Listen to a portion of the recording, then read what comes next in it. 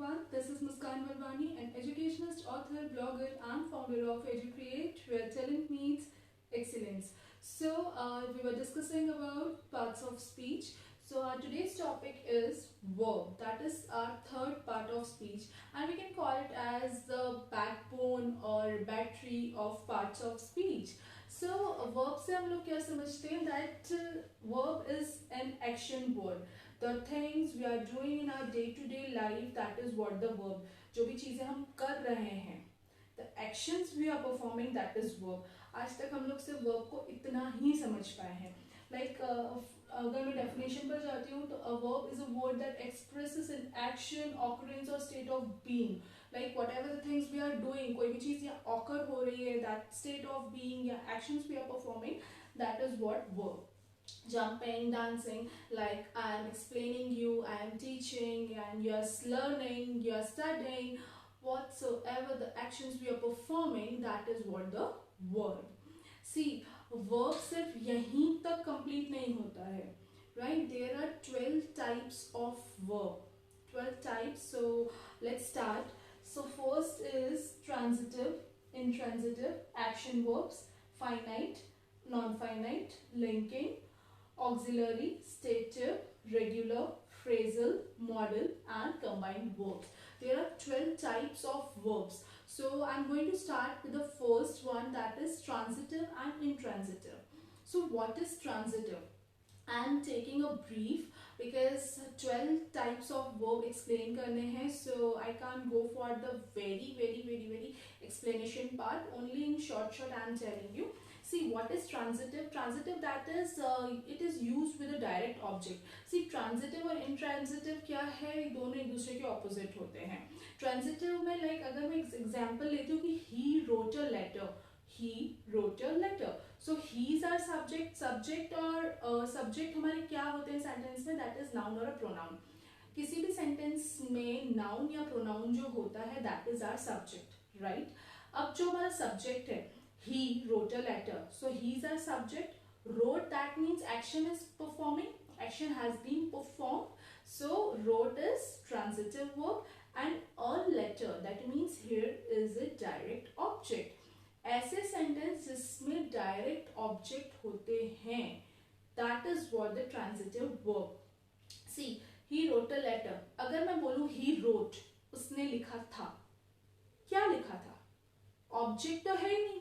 He wrote a letter, उसने letter लिखा था. सो उसने लेटर लिखा था, तो हम लोग को पता चला कि क्या लिखा था, किसके बारे में बात हो रही थी. सो that is what a transitive verb. And if I'm talking about intransitive, so it is used without a direct object. ये verb ऐसे होते हैं जो बिना object के भी use हो जाते हैं. Like the sentence is John is sleeping.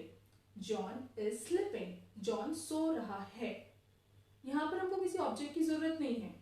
Simple यहाँ पर हम लोग का सेंटेंस कंप्लीट हो रहा है. सो this is what the transitive and intransitive. इतना हम लोग को माइंड में क्लियर रहना है कि इंट्रांजिटिव वर्ब्स जो सेंटेंसेस रहते हैं, दैट मीन्स हम लोग को वहाँ पे डायरेक्ट ऑब्जेक्ट का यूज करना है.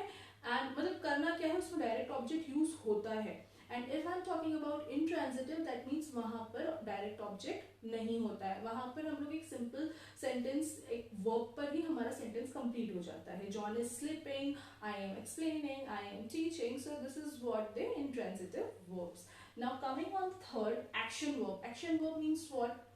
Simply that teaching, learning, jumping, dancing, swimming, whatever the actions we are performing in our whole day or every day, that is what the action. Action, that means main verbs. Main verbs means what? The things we are doing in our life, in our day-to-day life. So this is what action verbs. Fourth is finite and fifth is infinite. So I'm coming on finite verb. Finite verb have a subject and show tense, number and person. They can form the root of an independent clause. अब अगर मैं finite की बात करूं तो एकदम sentence से मैं आप लोगों को क्लियर करती हूँ कि इनका जो सब्जेक्ट होता है, finite verb have a subject. Finite verb का सब्जेक्ट होता है and show tense, number and person. अब वो क्या शो करते हैं? टेंस शो करते करते हैं, ये वर्ब्स क्या करते हैं, टेंस शो करते हैं, टेंस मीन्स टाइम शो करते हैं, they can form the root of an independent clause. अब जैसे एक एग्जांपल के साथ मैं आप लोगों को एक्सप्लेन कर रही हूँ, Saisha कुक्स food, so Saisha is what, Saisha is a subject because it's a noun, cooks that means verb, food that is object। तो यहाँ पे फाइनाइट वर्ब क्या है हमारा, cooks है। तब आप बोलोगे ये तो cooks तो हमारा मेन वर्ब ही है, एक्शन वर्ब है, that means we are performing an action, so the tense of the verb is present tense. यहाँ पर cooks, cooks से हमको क्या पता चल रहा है कि खाना बना कब है, when, am I right? See, Saisha cooks food, Saisha खाना बनाती है यहाँ पर मैंने है बोला है, दैट मीन्स आपको पता है कि ये चीज जो हो रही है वो प्रेजेंट में हो रही है। Saisha cooked food, Saisha cooked food, ED लग गया, दैट मीन्स हमारा वर्ब क्या हो गया, चेंज हो गया, दैट मीन्स ये क्या हो गया, पास्ट में हो गया, साइशा ने खाना बनाया था। तो यहाँ पे फाइनाइट वर्ब हमको ये बताते हैं कि एग्जैक्टली जो सब्जेक्ट है उसका जो टाइम है वो किस टाइम पीरियड पर काम हो रहा है, सब्जेक्ट का किस टाइम पीरियड पर काम हो रहा है, कौन सा टेंस यूज हो रहा है। साइशा ने खाना तो बनाया था पर कब बनाया था, आज बनाया था या कल बनाया था, तो ये हमें क्या बताता है, वर्ब बताता है कि वो एक्टिविटी जो भी हुई थी वो कब हुई थी, राइट। अब नॉन फाइनाइट की अगर हम बात करें तो नॉन फाइनाइट इसका बिल्कुल ऑपोजिट है। यहाँ पर नॉन फाइनाइट में वो ना हमको टेंस का बताता है, ना नंबर ऑफ पीपल, या जो लाइक मैंने आपको बताया था कि subject and show, tense, number and person, ये कुछ भी नहीं बताता, ये पूरा ऑपोजिट है फाइनाइट के। और अगर हम बात करें नॉन फाइनाइट की, तो नॉन फाइनाइट 3 टाइप्स के होते हैं। First is gerund, second is participles and third is infinitives. तो मैं ये तीनों भी आपको इन शॉर्ट में एक्सप्लेन कर रही हूँ। सी जेरेंड्स क्या होते हैं, gerunds is like all gerunds end with ING form. आप लोगों ने आईएनजी फॉर्म वाले वर्ड तो आपको पता ही होंगे, लाइक प्ले का प्लेइंग, स्लीप का स्लीपिंग, टॉक का talking. So the words which end with ING, that is what the gerund. यहाँ पर हमारा जेरेंड कंप्लीट नहीं होता है, they are nouns form from verbs. ये ऐसे नाउन होते हैं जो वर्ब से फॉर्म होते हैं, लाइक प्ले, मैं खेल रही हूँ, खेलना, खेलना ये तो हम लोग एक्शन कर रहे हैं, बट ये हमारा क्या हो जाता है, नाउन में कन्वर्ट हो जाता है जब उसमें आईएनजी लग जाता है। They are nouns formed from verbs, ये ऐसे नाउन्स हैं जो वर्ब्स से फॉर्म होते हैं। Like Lakhan loves playing, Lakhan it is a subject, loves it's a finite verb, loves, ठीक है, and playing, playing मतलब खेलना। तो अब आप बोलोगे loves मतलब प्यार करना, playing मतलब खेलना, तो ये दोनों ही verb हो गए। So I'm telling you love is a finite verb and playing it's a gerund, clear? It's not showing any tense, playing कोई भी tense show नहीं कर रहा है, कोई भी time show नहीं कर रहा है। If I am coming on क्या है ये, infinitives, to, before them, मतलब हर जो वर्ब है, हर वर्ब के पहले हम क्या यूज कर रहे हैं, टू का यूज कर रहे हैं। To sing, to dance, to teach, to play, हर वर्ब के आगे हम टू का यूज कर रहे हैं।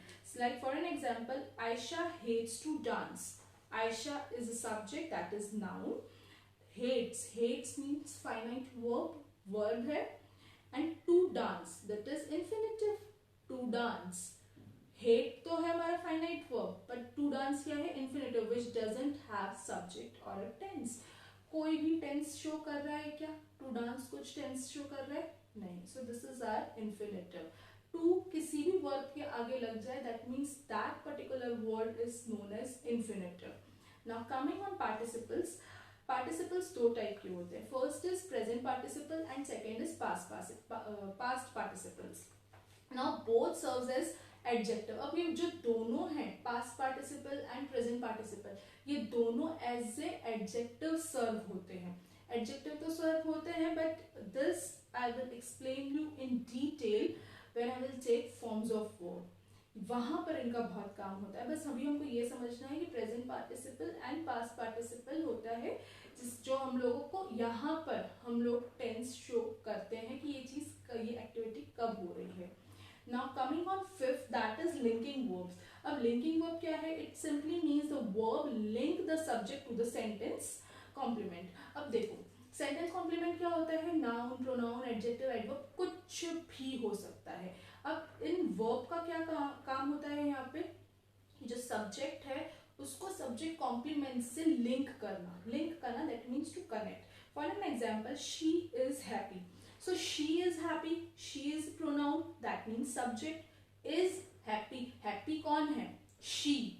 मतलब क्या हो रहा है कि वो खुश तो है, पर कौन खुश है, शी खुश है. तो यहाँ पर शी जो है हमारा सब्जेक्ट है, और सब्जेक्ट को हम किससे लिंक कर रहे हैं, सेंटेंस कॉम्प्लीमेंट. मतलब हैप्पी, हैप्पी हमारा क्या हुआ, वो खुश है. खुश क्या हुआ, हैप्पी. यहाँ पर टू द सब्जेक्ट कॉम्प्लीमेंट, ये हमारा सब्जेक्ट कॉम्प्लीमेंट है. जो इज क्या कर रहा है, इज यहाँ पर मेन वर्ब का काम कर रहा है कि वो खुश है. So it's what it's doing, it's linking the subject to the subject complement. Now coming on 6, that is stative verbs. Stative verbs, these verbs can be dynamic when they are used to describe voluntary action, not perceptions. अगर मैं बात करूँ stative की, तो इसमें यहाँ पर ये है कि हम जब thought, feeling, senses, possession, measurement, अब अगर हम बात करते हैं लाइक जैसे मैंने बोला play, तो मैं खेल रही हूँ मतलब मेरी बॉडी मूव कर रही है. बट जहां मैं बोलती हूँ आई एम थिंकिंग समथिंग, तो थिंकिंग में मेरी बॉडी मूवमेंट कुछ नहीं हो रहा है, मैं कोई एक्शन परफॉर्म नहीं कर रही हूँ. तो stative that means we are in a state कि हम कुछ सोच रहे हैं, हमारे कुछ इमोशंस के लिए हम बात कर रहे हैं, या किसी पोजीशन को लेकर हम बात कर रहे हैं. तो वहां पर हमारी बॉडी मूवमेंट्स नहीं हो रहे हैं, हम एक्शंस परफॉर्म नहीं कर रहे हैं. बट फिर भी अगर मैं कुछ सोच रही हूँ that means I am thinking, so कुछ तो एक्शन परफॉर्म हो रहा है. So that is stative verb जो स्टेबल है, राइट, स्टेबल है. दैट मीन्स थॉट्स, अगर मैं थॉट को लेकर बात करती हूँ तो आई एम थिंकिंग या remember. So these are the words जहां पर एक्शन नहीं हो रहा है बट स्टिल ये वर्ब्स है. Feelings, I hate you, I love you, I like you. So this is what are feelings और इमोशंस. ये चीजें एक फीलिंग है, बट क्या एक्शन में परफॉर्म कर रहे हैं क्या, नहीं. Senses, I am feeling, I am hearing, I am smelling. तो जब स्मेल करते हैं तो क्या कोई एक्शन परफॉर्म होता है, नहीं. पोजीशन, बिलोंग, ओन या have. This house is mine, ये मेरा घर है, मैंने यहाँ पे पोजीशन शो करी, तो क्या कोई एक्शन परफॉर्म हुआ, नहीं. But still these words comes in verb, ये वर्ब में ही आते हैं. So these words are known as stative verbs. Now coming on next, that is phrasal verb. See, phrasal verb are a combination of a verb and a particle, that is preposition or adverb, and that together have a different meaning than the individual words. अब see, phrasal verb क्या रहता है, इसमें ये combination रहता है एक verb और एक particle का. वर्ब और पार्टिकल का क्या मतलब है कि इसमें एक वर्ब भी रहता है और एक पार्टिकल भी रहता है. Particle that means what, preposition और एडवर्ब. ठीक है. अब इनका ये भी कहना है कि इनका जो मीनिंग रहता है वो टोटली डिफरेंट रहता है एक इंडिविजुअल वर्ड से. जैसे मैंने एक वर्ड बोला carry on, this is a phrasal verb, carry on. But अगर मैं इन दोनों वर्ड्स को सेपरेट कर दूं, कैरी अलग, ऑन अलग, तो दोनों का मतलब अलग है. कैरी ऑन का मतलब अगर हम बोले तो carry on means to continue doing something, कि कोई भी चीज हम कंटिन्यूअसली कर रहे हैं.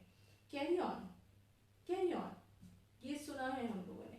That means to do the thing in a continuation way.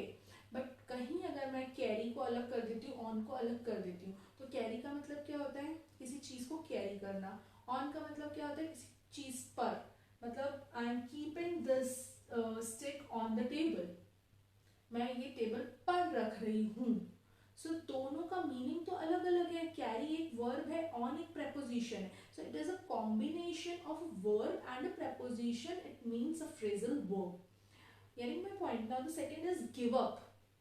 Give is a verb and up is a preposition. So हमने इन दोनों वर्ड्स को कंबाइन कर दिया. Combined verbs are different, but phrasal verb में क्या है, it is a combination of a verb and a preposition, पर इनका जो मीनिंग होता है वो दोनों का अलग होता है. गिव का मतलब होता है देना, अप का मतलब होता है ऊपर. तो ऐसा तो नहीं ना कि ऊपर देना, नो. गिव अप मिलकर एक नया मीनिंग बनाते हैं, that is to stop trying. Getting? Now the next is modal verbs. Modal verbs क्या होते हैं, it is a kind of auxiliary verb. अब ऑक्सिलरी वर्ब पहले मॉडल वर्ब से पहले मैं आप लोगों को समझा देती हूँ कि ऑक्सिलरी वर्ब क्या होते हैं। See auxiliary verb means a helping verb. Helping verb से क्या मतलब है? हेल्पिंग वर्ब से ये मतलब है कि ऐसे वर्ब जो हमारे मेन वर्ब की हेल्प करते हैं।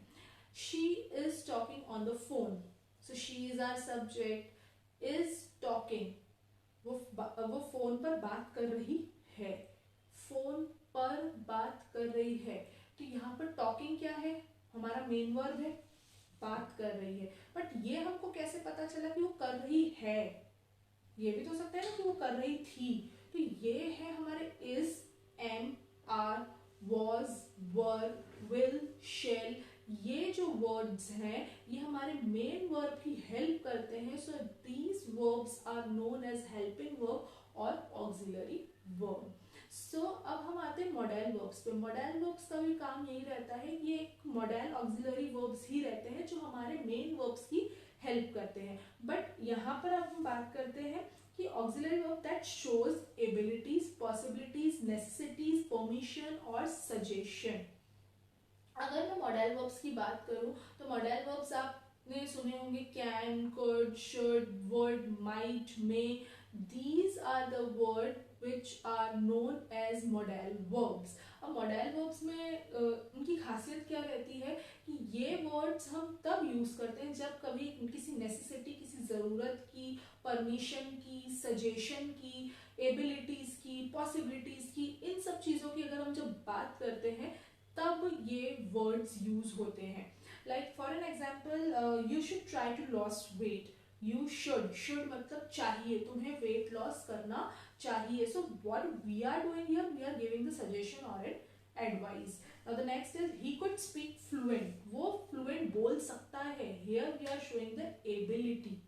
एबिलिटी व्हेन एंड वेयर, मतलब वो कब हो सकती है और कहाँ हो सकती है। एबिलिटी दैट मीन्स कि वो बोल सकता है। ही कुड स्पीक फ्लुएंट, राइट। तो यहाँ पर क्या हो रहा है कि ये जो वर्ड्स हैं जैसे कुड हो गया, शुड हो गया, तो ये हमारे मेन वर्ब्स की हेल्प करते हैं। So that words are also known as modal auxiliary verb.